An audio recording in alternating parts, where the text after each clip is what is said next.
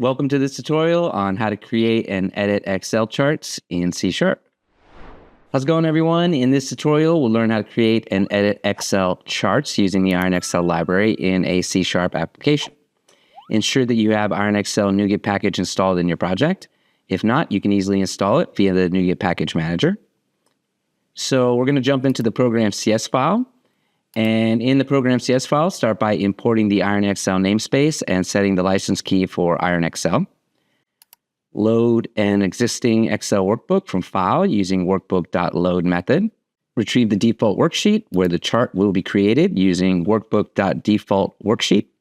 Create a new chart of type column using worksheet.createChart method. This positions the chart starting at cell 5, 5 with dimensions 20 columns wide and 10 rows high. Add series to the chart using chart.addSeries method, where x-axis specifies the data range for the x-axis, and B2:B7 specifies the data range for that series. Furthermore, you can add more series to display it on the same chart.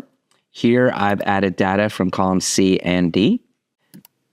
Customize the chart title with chart.setTitle method and adjust the legend position to the bottom using setLegendPosition method. Plot the chart on the worksheet with a chart.plot method, and then finally save the workbook as column_chart.xlsx using the save as method. So we'll repeat similar steps to create line and pie charts. For example, create a line chart with chart_type.line and a pie chart with chart_type.pie, as you can see in this sample code right here.